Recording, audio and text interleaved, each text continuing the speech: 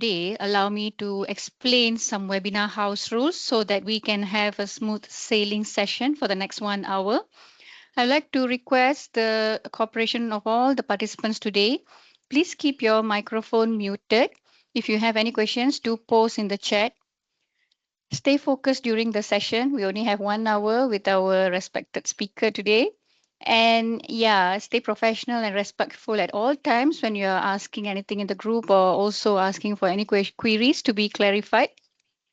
We'd like to request no sharing of confidential information, particularly with regards to your medical practice or with regards to the professional bodies or companies that you're attached to. For your information, the whole session today will be recorded for later sharing on the ACOH 2026 website. So the good news is you will be also able to view the recordings later. And please do attend the full session today to register for your MMA CPD points. We really appreciate your cooperation in ensuring a smooth flow of our webinar today. And what you're seeing now is the agenda. All right. Okay, so we will be starting shortly at 2:05, and for about 35 minutes, we'll have Dr. Abu Hasan Samad with us with his sharing on drug and alcohol-free workplace program. This will be followed with a 10 minutes question and answer session. So do not forget, you can start posting your questions in the chat box right from the beginning of the session. And subsequently, we will be having a bit of promotion on the upcoming ACOH 2026 that will take place in Sarawak between 5th to 8th of August 2026. I'll be sharing the details later. And then do stay until the end because we will be sharing with you the QR code for MMA CPD registration. All right, so we hope to end the session by 3 p.m. today. Do stay till the end with us. And without further delay, allow me to introduce our esteemed speaker for the day. We are honored to have Dr. Abu Hasan Samad with us. Dr. Abu doesn't need further introduction in the field of occupational medicine, either in Malaysia or also at global level. Nevertheless, I would still love to share a quick introduction of Dr. Abu. It's my honor. All right, Dr. Abu Hasan Samad is the esteemed chairman of the Malaysian Federation for Occupational Safety and Health, MyFOSH. He's also the founding president of the Academy of Occupational and Environmental Medicine Malaysia, AOEMM, and the president of Asian Association of Occupational and Environmental Health, AOEH. He has served in key medical and advisory roles since the 1980s in the field of internal medicine and occupational health, including serving the government and multinational companies. His work experience in occupational health includes position in ExxonMobil, Petrofax, Schlumberger, Chief Medical Officer for Petronas Pengerang Integrated Complex Project, Prince Court Medical Center, Twin Towers Medical Center, to name a few. Dr. Abu is also serving as Congress Chair for the upcoming 24th Asian Congress on Occupational Health, ACOH 2026 in Kuching, Sarawak, which will bring international focus to Malaysia's occupational health agenda. And without further delay, I would like to invite Dr. Abu with his presentation. Over to you, Dr. Abu.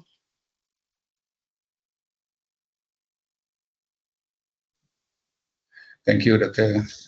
Jasima, for the kind introduction.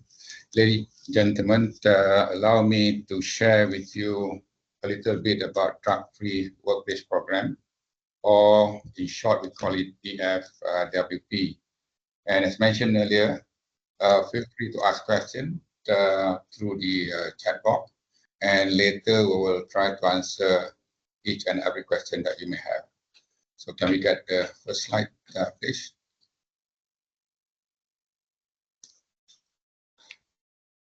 Okay, as mentioned just now, the title for today's webinar is Drug and Alcohol-Free Workplace Program, or in short, we call it DFWP.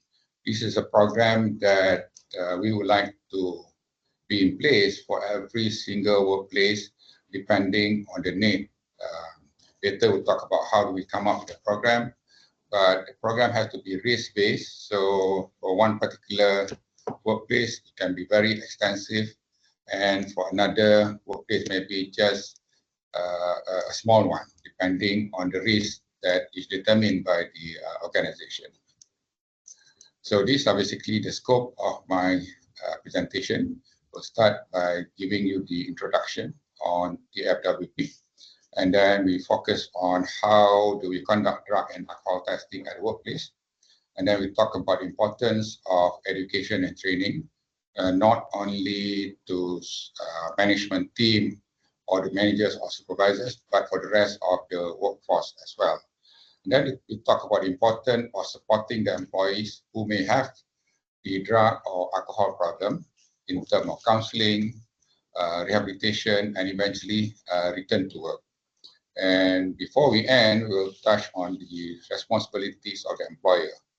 And this DFWP is very much owned by the employer. So therefore, employer have a very strong responsibility in execution of the DFWP, supported by the management team and the rest of the employees. And then we also mention a little bit about the potential issues and challenges before we conclude.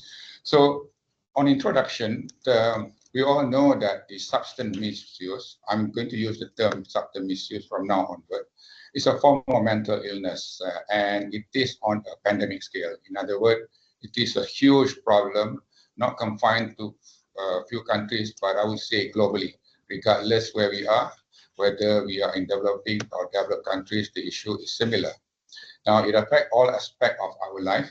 So therefore, all industries, all businesses, institutions, communities can be affected. And we all can see that happening in our country as well, and also in the region.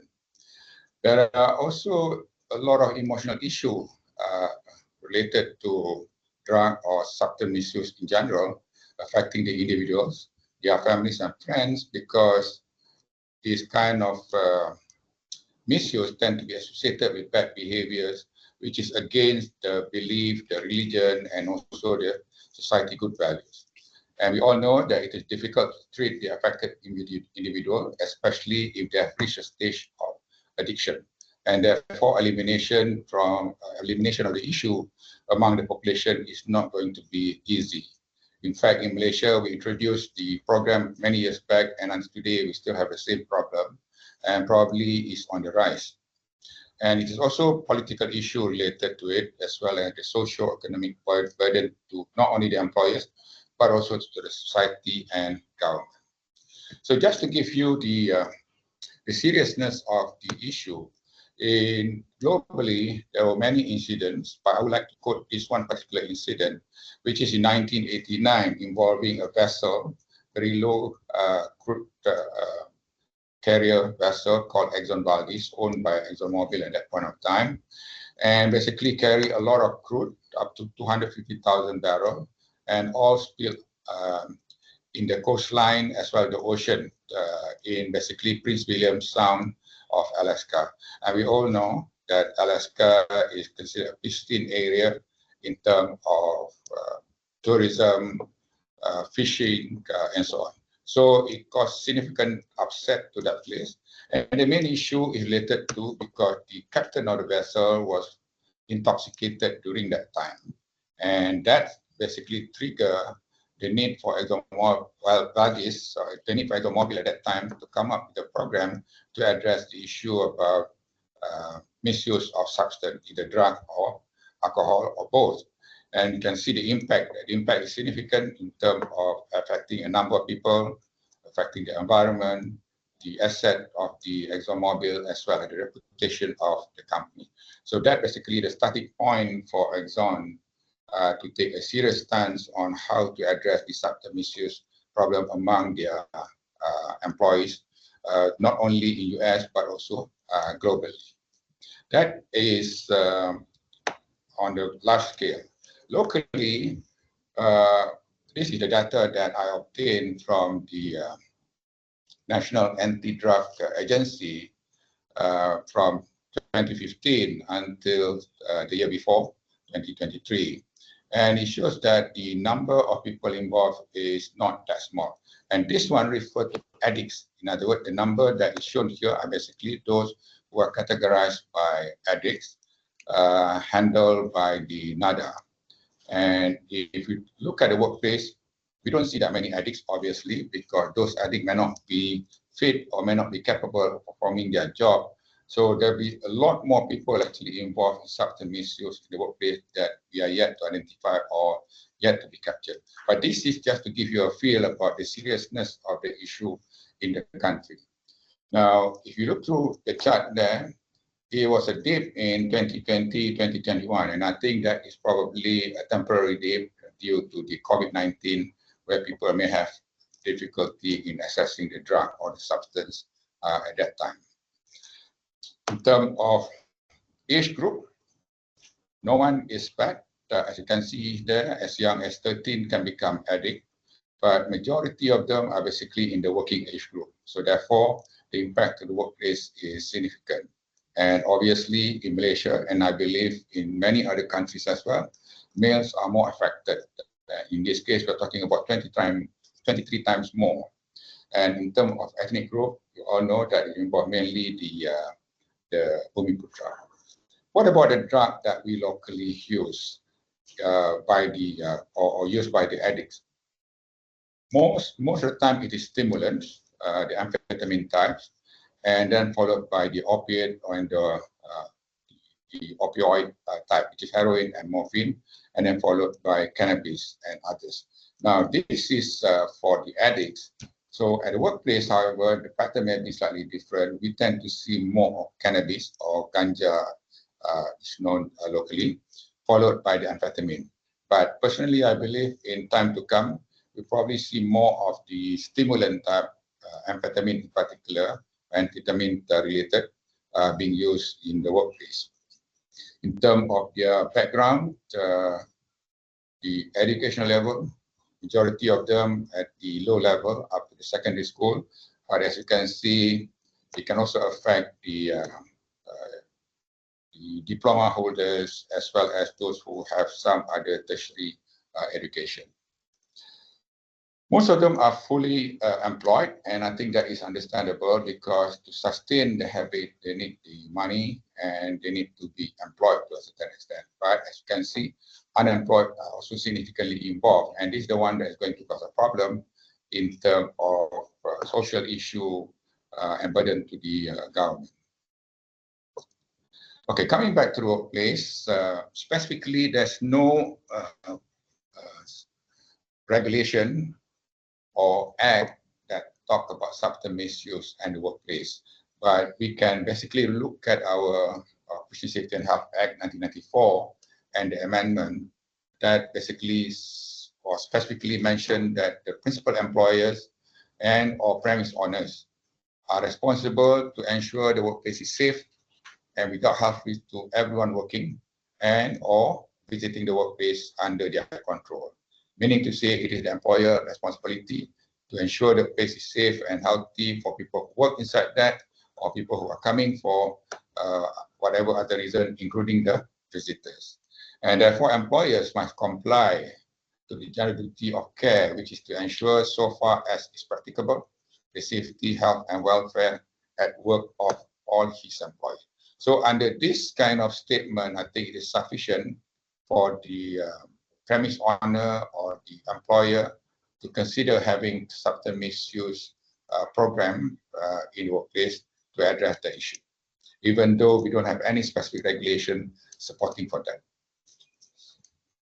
So what is substance misuse? Basically, use of psychoactive drugs without legitimate prescription, that's number one, or use of psychoactive drugs not for its intended use, irrespective of consequences.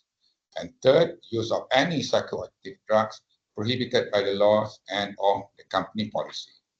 And four, consumption of alcoholic drinks beyond legally permitted limit. We all know in Malaysia and in many other countries, alcoholic drinks are legal, so you can buy, you can drink, you can store and whatnot. So the way it is built that if you are consuming too much of alcohol beyond the legally permitted limit, that is considered misuse. And this is how the company look at it, and we manage it according to this kind of guide. Consequences. When someone starts to misuse substance, regardless whether it's drug or alcohol, maybe they can start that initially just for fun, just to try it out. But if they continue with that, they may develop tolerance. And tolerance means to say that they will require more of that substance in order to sustain the effect of using the substance.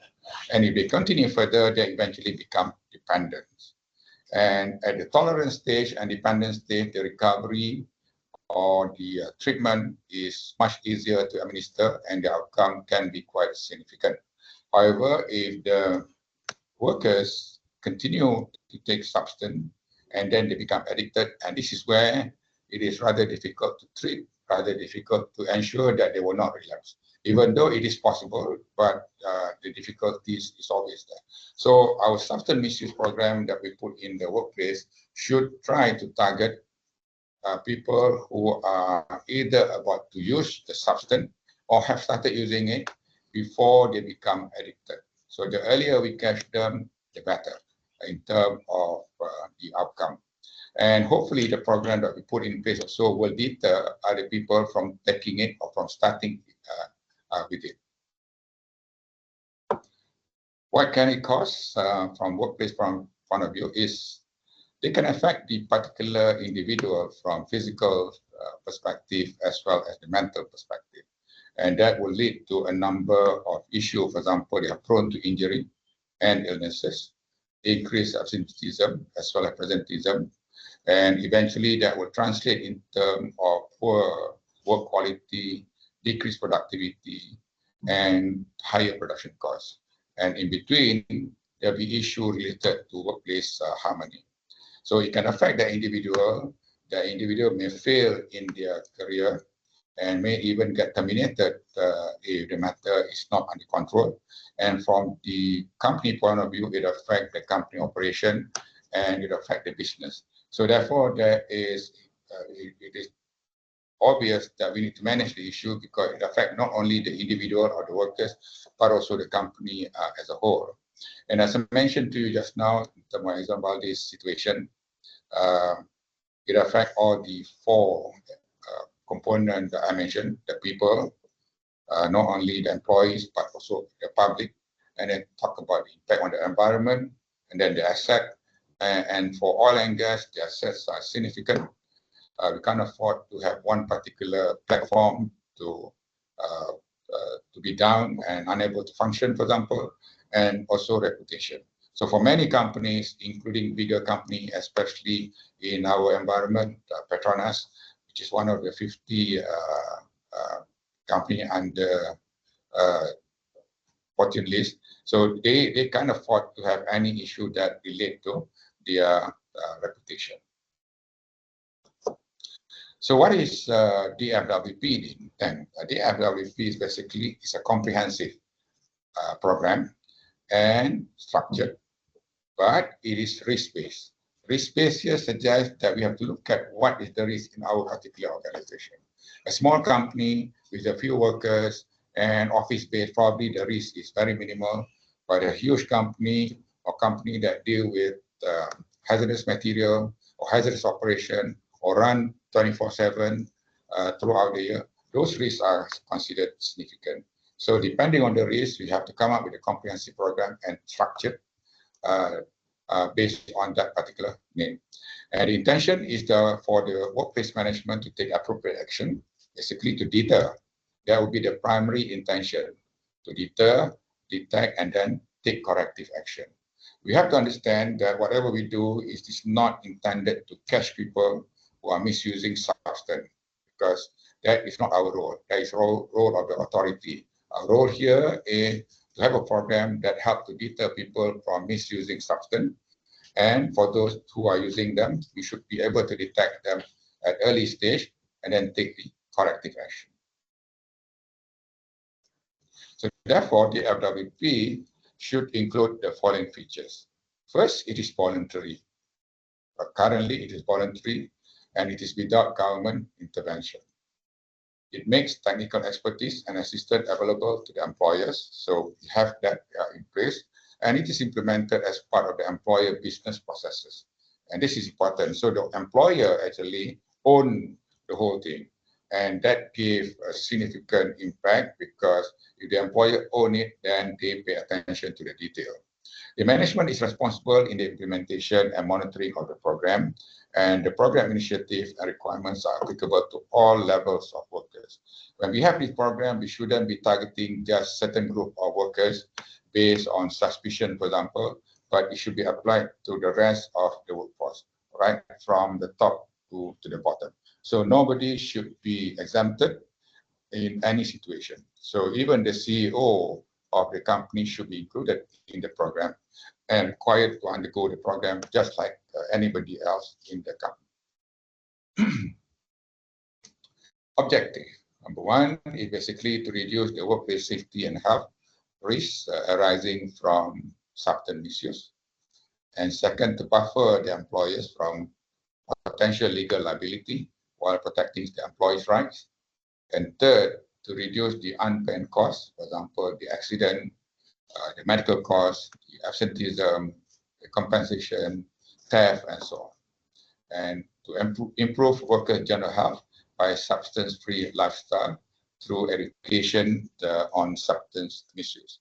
And also to provide workers with substance misuse access to resources available to help them, their families and friends. And this is also important. And each company would consider doing this again, depending on the risk, because by providing the access, we would be able to identify those people who have problem on substance misuse at early stage, and that help that help the employer to take the necessary correction action. Okay, what are the initiatives related to the DFWP? Number one, as we said, we need to do the health risk assessment. So a team should be appointed to look at this matter and then make the suggestion or recommendation to the management. And after that, we need to put in the substance misuse awareness across the workforce, regardless who they are and where they are. Everybody needs to be informed and need to understand that. And then we also put in the importance of general health and wellness as well. And then we should have a program to identify people who may have this problem early. And what do we do after we have identified them in terms of intervention? Then the other one that we need to do is substance misuse testing. A lot of companies tend to do substance misuse testing alone, which is not appropriate in most situations because it appears that we are targeting people and trying to catch people. Substance misuse testing is important because it helps to deter people and also for us to be able to identify people who may have problems. But it has to be done together with other initiatives related to DFWP. At times, certain employers may also even do what we call substance misuse search. So they have search activities, maybe at the airport, company vehicle, company premise, and so on. Treatment and rehabilitation should be there, and this should be given to people who may have the problem and require assistance to address the issue. And when treatment and rehabilitation is provided, everything should be borne by the company. And people who are undergoing treatment and rehabilitation should not have any impact on their future or on their career, as long as they follow the required treatment and rehabilitation as provided by the company. However, if someone fails to recover or if someone fails to follow the requirement of rehabilitation, then the company may take action differently in terms of letting the employee go. And that would be the last effort to be considered because we should always try to get the employee recovered. And personally, for me, treatment and rehabilitation is not easy because, as we said, relapse is frequent. But if we do it properly, there are people that can recover. And I personally have seen this when I was in Exxon. We could really treat people and they recover, and many of them have returned to work. And after they have recovered from the treatment and rehabilitation, there should be a clear program about how do we reintegrate those people back to work. And this is important because we want to make sure work is not affected by returning the person to work. And secondly, we need to ensure those workers remain free from the influence of substance. What are the requirements? In order to achieve all that, we need first must have a clear policy. Clear policy on substance misuse must be set up. And then to implement the policy, we need the organization with clear definition, defined term of roles and responsibility. Who does what and in that particular organization. And to do that, we need the resources, not only in terms of the funding, but also in terms of the personnel, equipment, consumable, and the labs.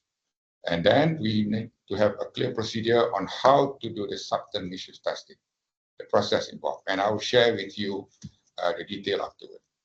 And there must also be a provision for substance misuse search if required. As I said just now, this is not done by many, but certain organizations, especially the big one with the high risk activities, they tend to do that as well. And never forget the importance of employees' awareness and education. As mentioned earlier, that should be done for the whole workforce, and that have to be repeated again and again, not only for the new employees, but also for the existing employees. There must be a program on how to repeat education to ensure people are fully aware and well informed. For those people who are directly involved or indirectly involved in the implementation of the substance misuse policy, they need to be trained. And this training needs to be done properly in a proper way so that those people are really competent in executing their responsibility.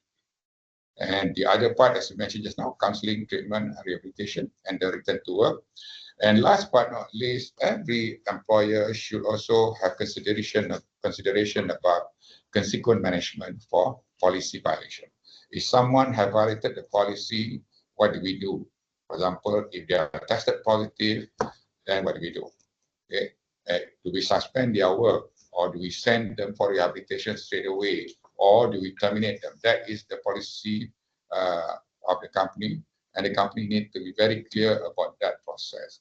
Many organizations that deal with high-risk operation tend to take a very stern action, where, for example, if someone violates the policy, then the company will terminate the employees. But many other companies also consider putting them on counseling or treatment and rehabilitation before they move towards termination. So an effective DFWP would have this: first, well-written policy, foolproof procedure, serious management commitment, top to bottom, across the board implementation. No one is spared, and the supervisors and managers are all trained so that they know about what's going on. And this is important because supervisors and managers are the one dealing with the workers. And if they are trained, they should be able to identify workers who are in trouble and put in the necessary action to make things better. As mentioned, employee education and surveillance, as well as access to employee assistance program. Now, employee assistance program is also very important because there are employees who may have issue with substance misuse, but they don't know how to handle that. And because it is a sensitive issue and also significant implication or impact on that person, he may lose the job. He may not want to share the problem with anybody else. So if you have EAP program, EAP or employees assistance program in place, that would have to address the issue, where the employees can reach out to the EAP and seek assistance even without the knowledge of the employer. So implementation of the DFWP. First, perform the HRA, as we said just now, and that will help us to determine what extent is the DFWP that we want to put in place, the program. And then we develop the program, the strategy, what are the targets, and the success indicator, or some people call it performance indicators, based on the program that we have implemented. Establish the organization and the roles to manage the program, and that would include the funding as well as providing the equipment, consumable, and so on, and establish the resources and expertise. Then we implement the program. We communicate the program to the general employees. We train the related personnel, either they are directly or indirectly involved in the program. Then we conduct the substance misuse testing, provide the access to EAP and rehab, And then after everything is in place, we continue to monitor and review the program periodically, and then institute any modification that is required from time to time to ensure the program continue to improve and meet the objective, meet the intents, and the strategy targets are all achieved. So these are some simple approach: develop the policy, train the supervisors, educate the general employees, and then conduct the subterfuge testing, and then provide the employees assisted. And there are obvious benefits to this as well. This is just to show you an example of subterfuge policy. Different companies have different way of putting it up. A policy is very important. It should be written clearly and spell out the detail, and then it must be signed by someone in a higher position of that particular organization, typically the CEO or the managing director. And this policy need to be reviewed from time to time. And when there's a change of the CEO or the MD, then it have to be re-signed and communicated to the employees again. And this policy is the one that governs the whole thing about subterfuge use in that particular organization. I would like to touch a little bit about this employees awareness and education.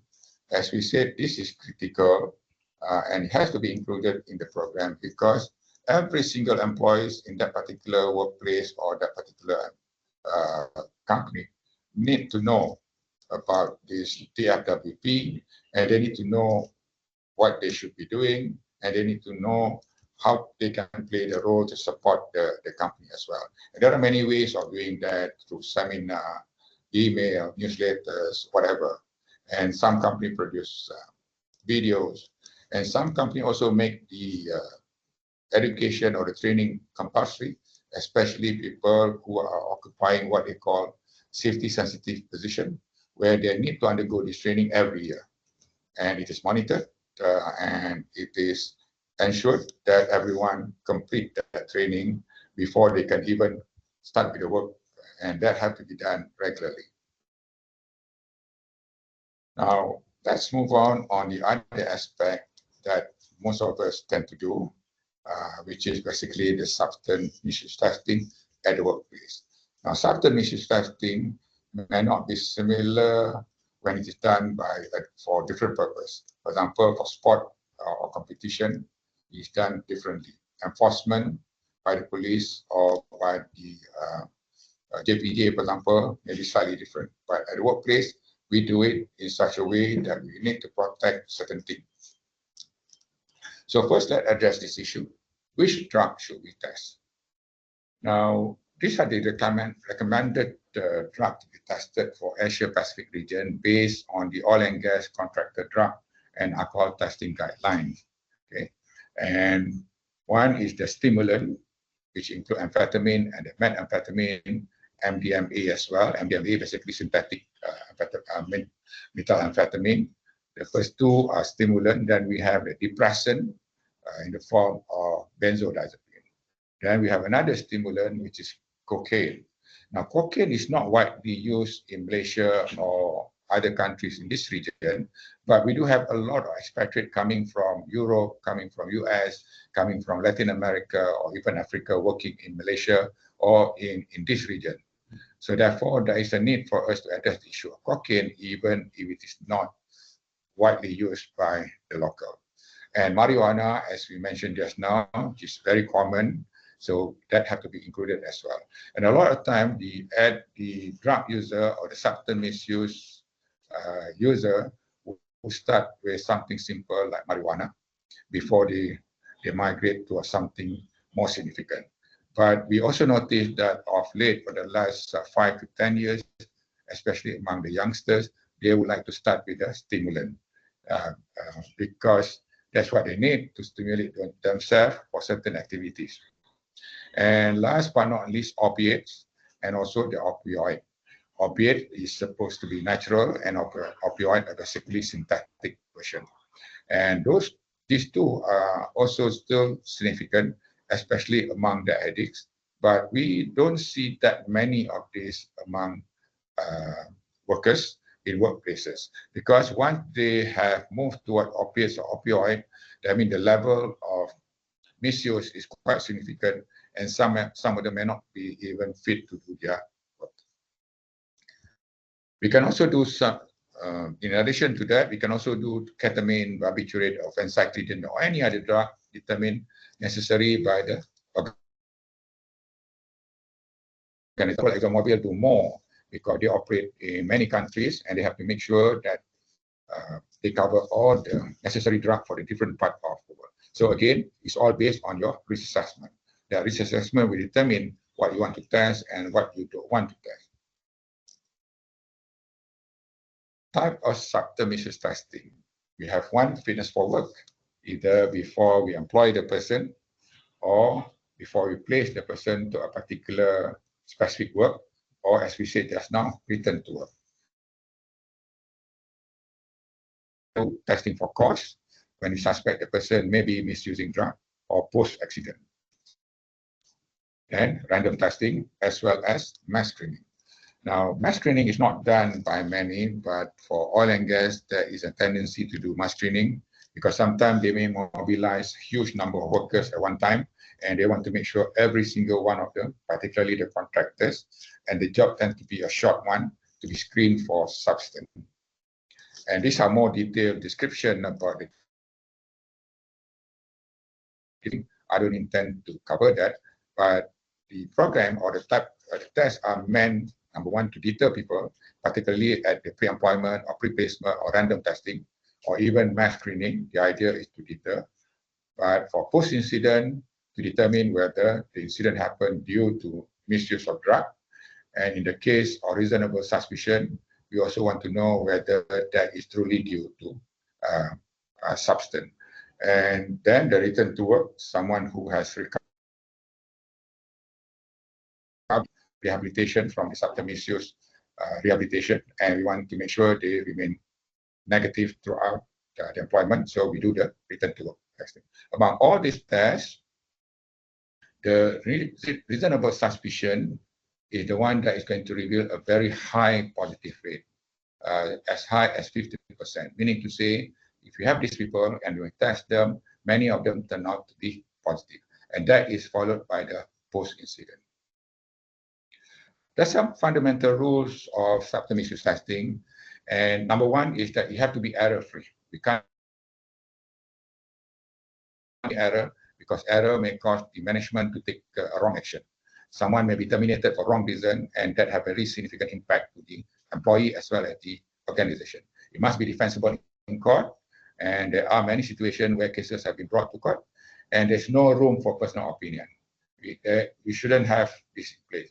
Just do it according to the procedure, according to the policy, and adhere to the policy and procedure strictly. There must be rigorous chain of custody in place.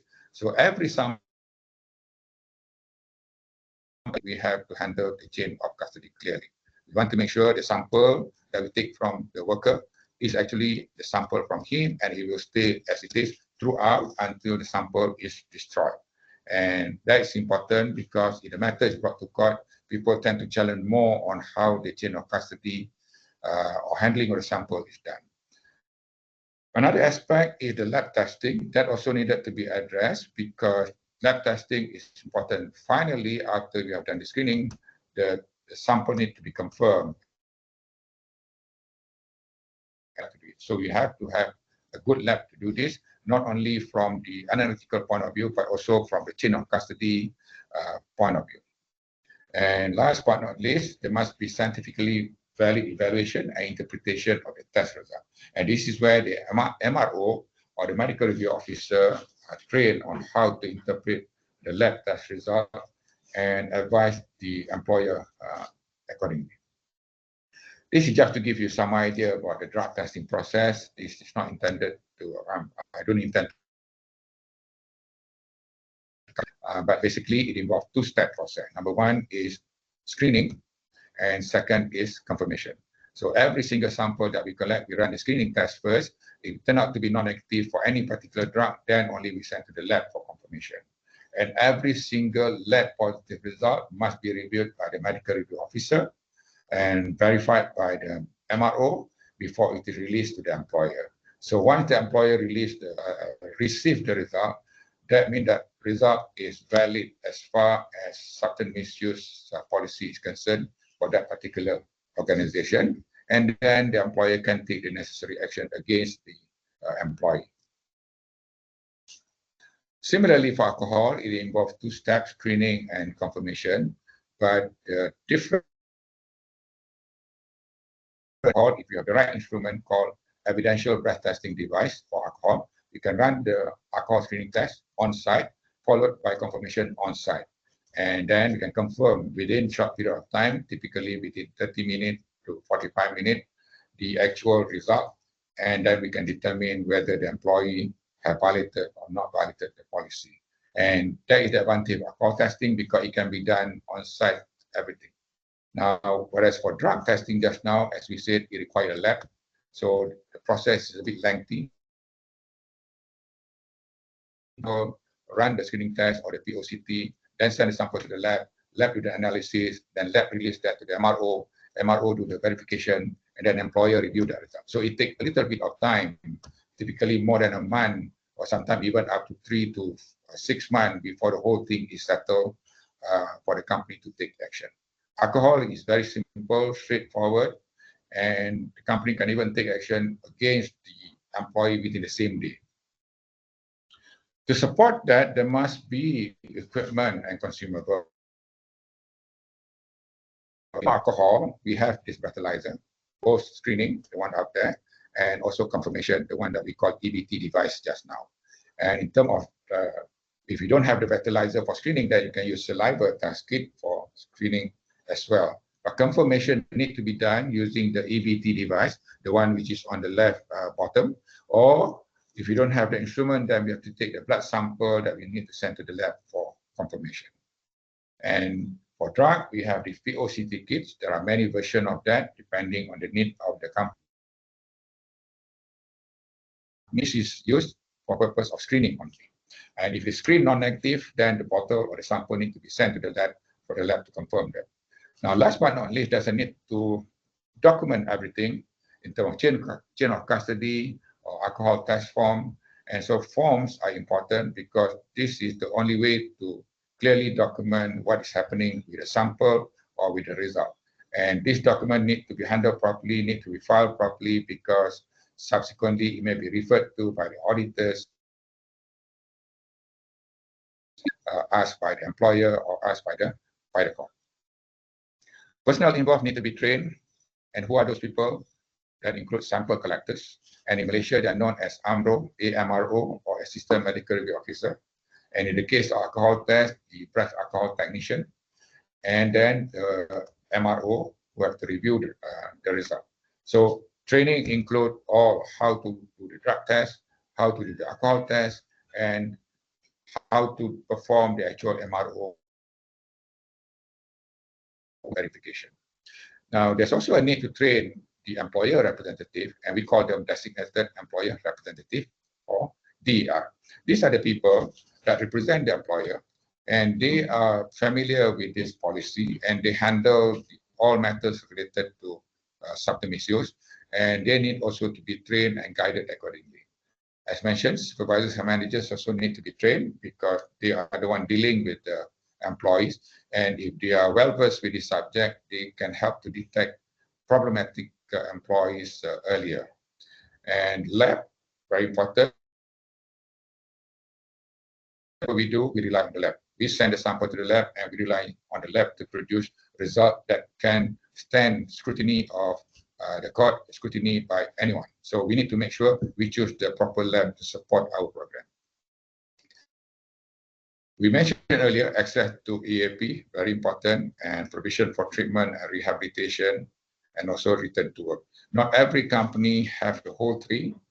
Some may have the last two, some may have the EAP together with the rest. So it depends, again, on the need of the company. At the end of the day, one responsible. So the employer need to ensure they have the written policy and procedure in place. they need to conduct the employees awareness and training, and they need to provide the resources in terms of the personnel involved, in terms of the funding as well. And last but not least, all the record related to this DFWP need to be maintained and kept by them according to the company policy or requirement. I'm coming to the end, so let me share with you some of the possible issues and challenges. I believe this including the drug testing, should not compromise the employee's individual right. Everyone have the right on certain things. And the way we train our collectors, our AMRO, is that to ensure there is a balance and we take into consideration the need to maintain the individual right. And drug testing initiative can become a medical legal case if it is done without proper policy and procedure. So we also train our people that they should never perform any drug testing or alcohol testing without proper policy and procedure in place. They are basically doing something without proper authorization. All information related to the employees, substance misuse testing, treatment, etc., must be kept confidential because of the sensitivity of the issue and the significant impact, and it should always only be disseminated on the need-to-know basis. All personnel involved, as mentioned earlier, must be adequately trained and proficient. And in our case, we enforce the requirement that they need to be trained once every 3 years. And not only they need to be trained, but they need to be certified so that we know that every 3 years we certify them and they still meet the requirement. After misuse problem is not easy, but something that every single employer needs to consider in terms of treatment. May not be in-house, in terms of rehabilitation, again, may not be in-house, but the return to work program have to be there, and there must be disciplinary action as well. If we don't have the disciplinary action, people will not observe the requirement. So that disciplinary action is up to the company to decide, but it can be up to termination. So in conclusion, ladies and gentlemen, substance misuse affect workplace health, impacting the company and the employees' well-being. And substance misuse, as we said just now, is a chronic illness that can be treated, but relapses are relatively common. So it is important for us to identify those cases earlier, particularly at the beginning, for example, at the stage of tolerance or even dependence before they become addicted. DFWP is an effective preventive program to manage workplace substance misuse problem, and that has been proven again and again. And the FWP obviously requires support and commitment from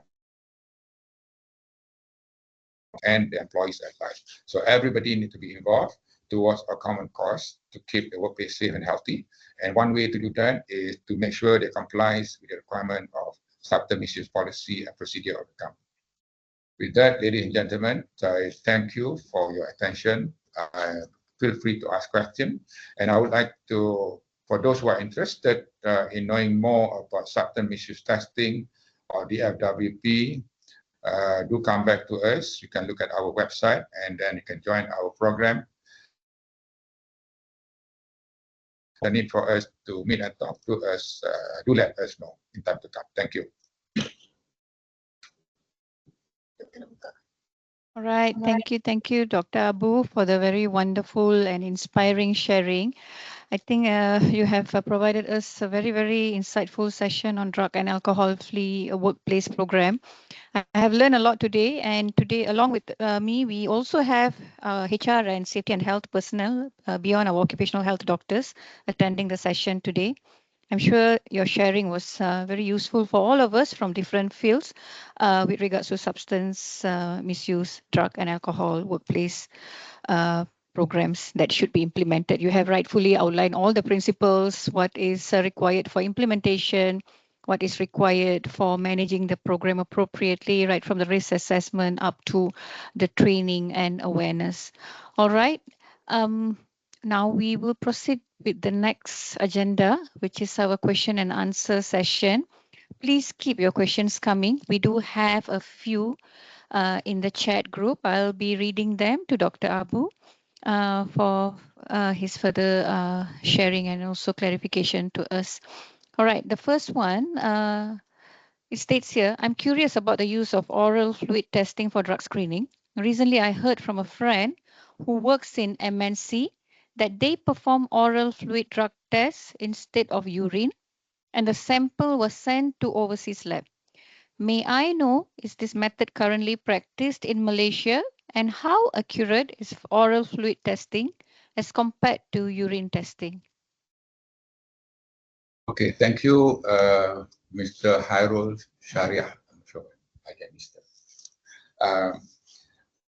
The sample that we use for drug testing varies depending on the company requirement, depending on the country. In Malaysia, we perform drug testing on urine. And in fact, in many other countries, urine is the standard sample that we use. However, there are other samples that we can also use to do the drug testing, and that will include, as you mentioned, oral fluid or saliva. We can also do it on sweat, on our sweat. We can also do it on our hair. So different sample can be used, but there are pros and cons for each of that sample that we use. Now, urine sample is much easier to do. It is well entrenched. People have been using this for many, many years, and all issues related to urine sample are well addressed. That's the reason why we tend to do more for urine sample. But that does not mean we cannot use saliva or hair. Hair is good if you are looking at long-term exposure to drug for a few months, for example. So if you want to make sure that no one is using that particular drug for the last 3 months at least, you can take 3 centimeters of hair and analyze that. But we have to remember, there are people who may be using drug when they are not at work, and that has nothing to do with the company. We just want person is free from the influence substance when they are at work.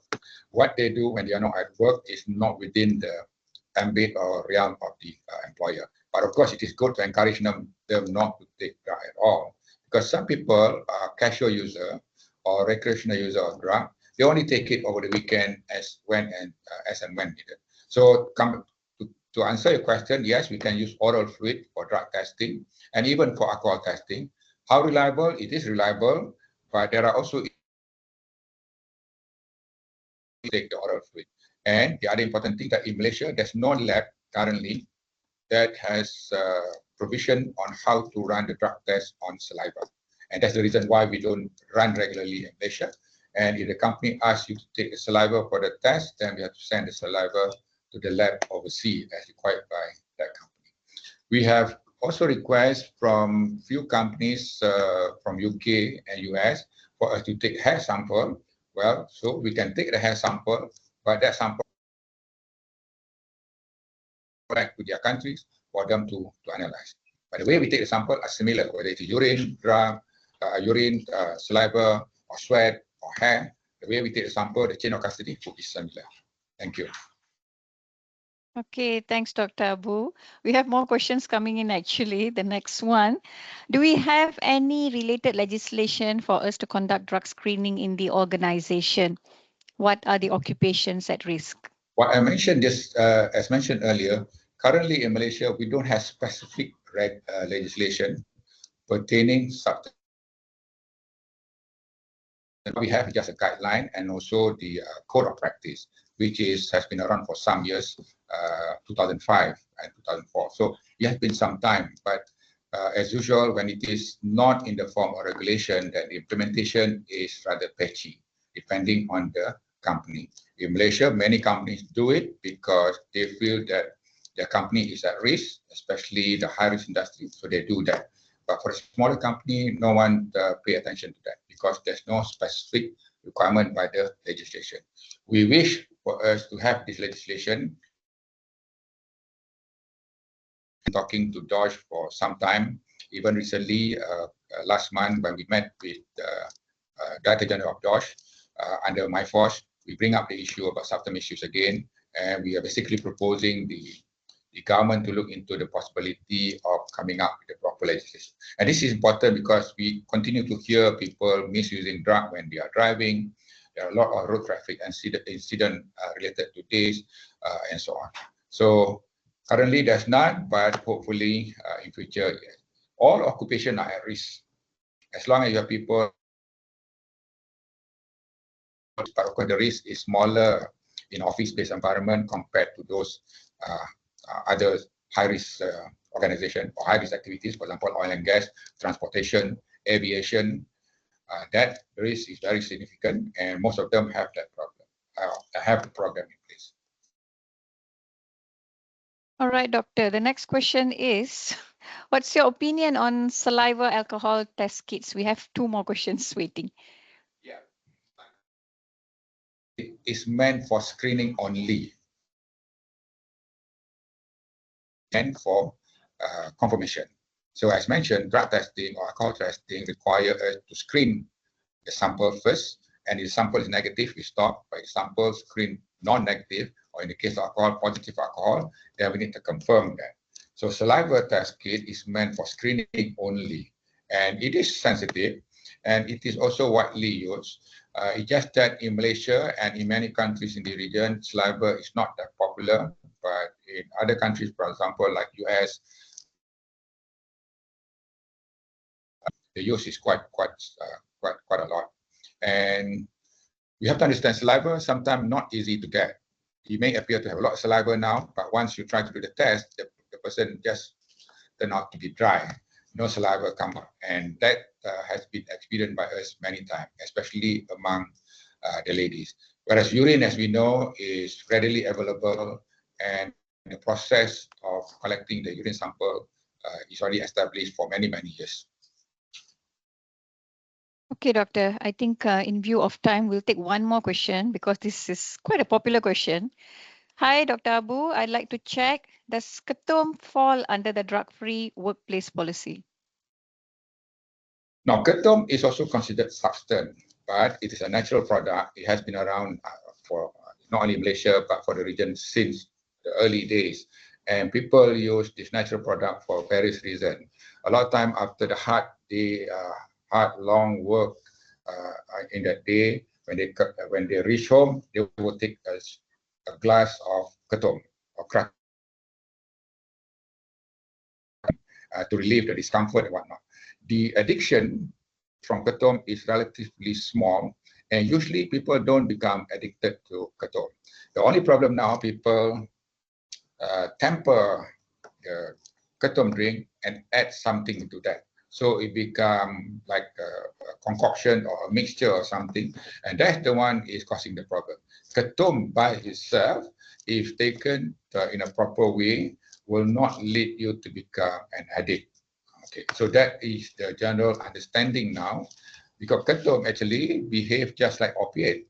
They have low impact, just like opiate, in terms of CNS depressant. So therefore, many companies now tend to put ketum as part of the drug-free workplace program, simply because once you take ketum, there is a possibility that you may migrate to something else. So some companies put that in place as well. The challenge now for ketum is that we don't have good ways to screen the person in terms of urine. We do have the kit, but the kit is not very sensitive, not very specific. But there are labs that can do the confirmation. So if the company is having ketum as part of their DFWP, they need to take the urine sample and send straight to the lab, and the lab will do the confirmation. Okay, maybe Dr. Abu, I think we have 1 more question. Maybe the audience can stay with us for 5 more minutes, if you don't mind. Yeah, we have 1 more important question. Thank you, Dr. Abu, for such a wonderful sharing. One challenge that we face here in Sabah is alcohol is seen as a culture. It is always available in social gathering and events. How would you suggest on how to approach or tackle a situation by your superior if one of the drinkers, your superior is one of the drinkers, without compromising your career? It's a bit of a strategic question, a sensitive one, but I think a practical as well. Thank you for the question. As we mentioned earlier, alcohol is a legal substance. So you can choose to drink, you can choose to buy, you can choose to store, you can choose to share, and there's no prohibition to that. And we define misuse of alcohol, using alcoholic beverages in such a way that you exceeded the limit allowed either by the company or by the authority. So you are driving, then you should not exceed the limit of 50 milligram percent when you are driving. If you're working in the oil and gas industry, you should not exceed the limit of 40 milligram percent. So as long as you consume alcohol within the limit, there's nothing wrong with you. And why we adopt the limit? Because if you exceed a certain limit, the likelihood of you causing harm, in other words, the likelihood of causing safety incident is significant. So that's the reason they adopt that limit. So you can drink the night before, but just make sure before you appear at workplace, you are no longer under the influence of alcohol. In some company, to encourage the employee, they even put the breathalyzer outside the building for the worker to test themselves whether they have exceeded the limit. If they have exceeded the limit, then they shouldn't go into the workplace. So that is one way to help. But I think more importantly is that we have to make sure the policy is clearly understood by the employee and communicated to them, and then we have the program in place. There are people who are taking alcohol regularly and they are no longer occasional user. They may be dependent or even addict. These are the people that is not capable of functioning at workplace. Even though it is a culture, and just like any other countries, if you go to Western countries, alcohol is normal for them. Alcohol is part of their life, part of their regular drink. Some people drink alcohol more than water, but that's fine as long as when you are at work, you are not under the influence. And influence here is defined by you are not, when you are tested, you are below the cutoff limit. Thank you. All right, thank you once again, Dr. Abu. I think we have to stop here with the Q&A. It was truly an honor having you with us today, Dr. Abu. Whatever the sharing was given was extremely important, particularly if you're coming from companies or any organization. The running and protecting the reputation of our company and organization is very, very important when it comes to implementing a drug and alcohol-free workplace program. So thank you, Dr. Abu. It was truly an honor having you with us today. Yep. All right. Okay, so let us proceed with the final agenda of our webinar today. I'll be sharing a bit about the actual sponsor that we have in place. This is our ACOH 2026. This is our sponsor for the webinar series that we are hosting. We are going to host until August 2026. So the 24th Asian Congress on Occupational Health is going to be held between 5th to 8 August 2026 at Borneo Convention Center, Kuching, Sarawak. And the theme for this conference is Shaping a Sustainable Future, Global Perspectives on Occupational Health. After 23 years, the conference is coming back to the country. The last was held in Korea in 2023. So we are now proud to host, and Academy of Occupational and Environmental Medicine Malaysia will be the host for this upcoming conference in Sarawak.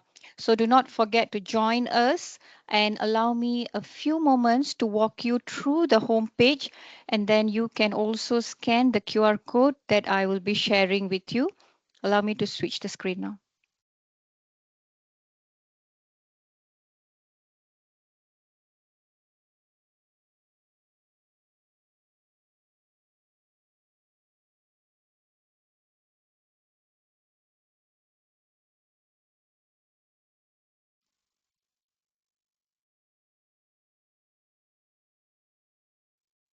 Our conference page. Is it visible? Yeah, all right. Okay, so do visit our conference page to gather more information. Okay, we have about 414 days.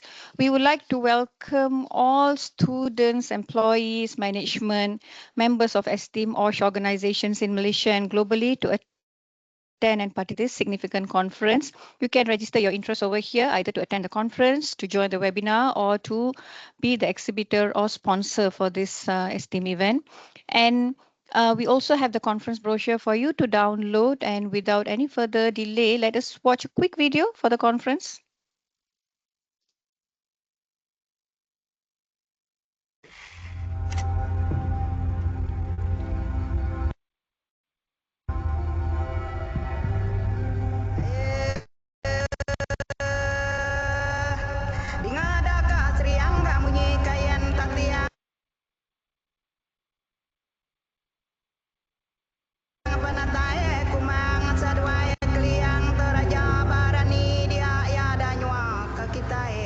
This is a new horizon. One we'd never imagined.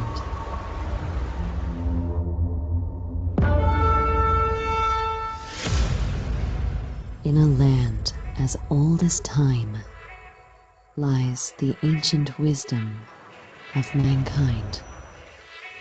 We are all in search of greater, to find meaning in the mysteries long forgotten.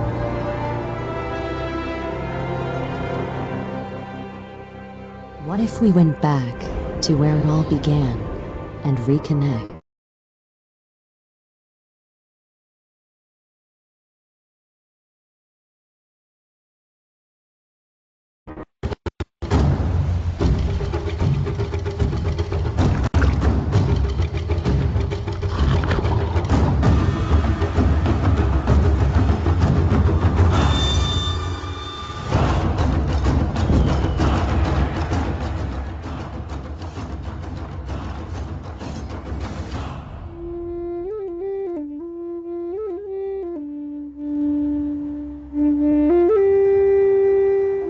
This is our prayer for the world.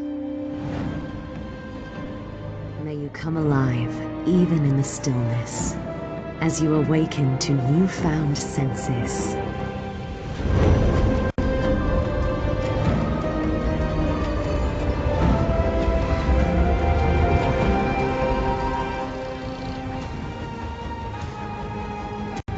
May this life be a more immersive journey for as far as you wander.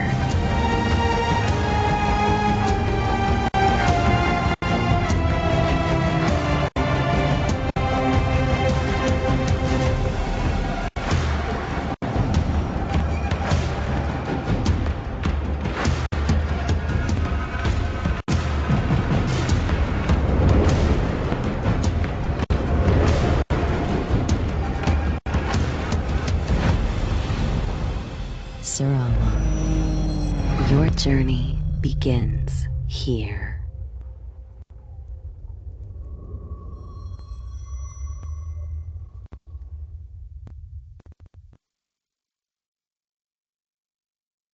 All right, I shall stop it there for the conference. Allow me to switch my screen again.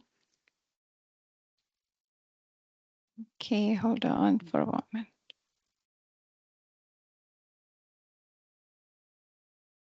Okay, so I am sharing with you here the homepage. You can go to ACOH 2026 home to register your interest. Right now, you can start doing that. We are already open for early registration for your interest in attending the conference.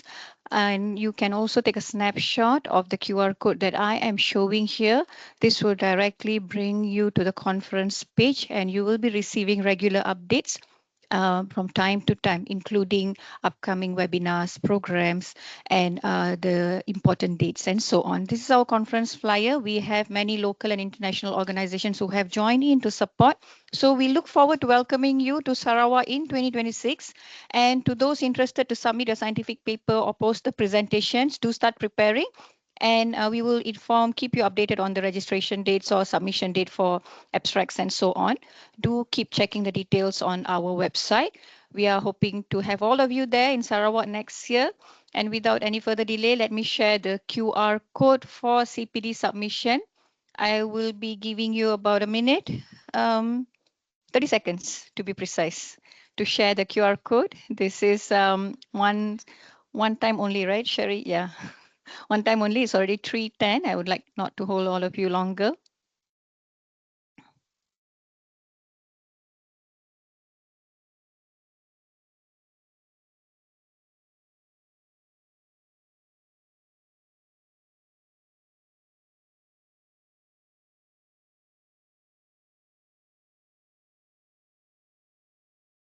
So do contact us if you have any problem with registering for your MMA CPD submission or in registering for the conference, interest in joining the conference.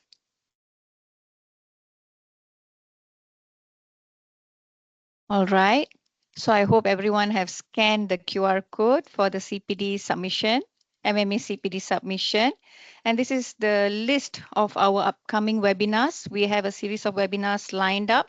You can go to the conference page to register your interest for all these free complimentary webinars that we will be hosting monthly from now onwards. All right. And that's all for today. Thank you. Thank you so much for joining us in this webinar. Thank you, Dr. Abu, for the wonderful sharing. Thank you to all of you for staying up to now. Everyone. Yeah, it's still 3:10 and stay connected with us for more updates. Thank you.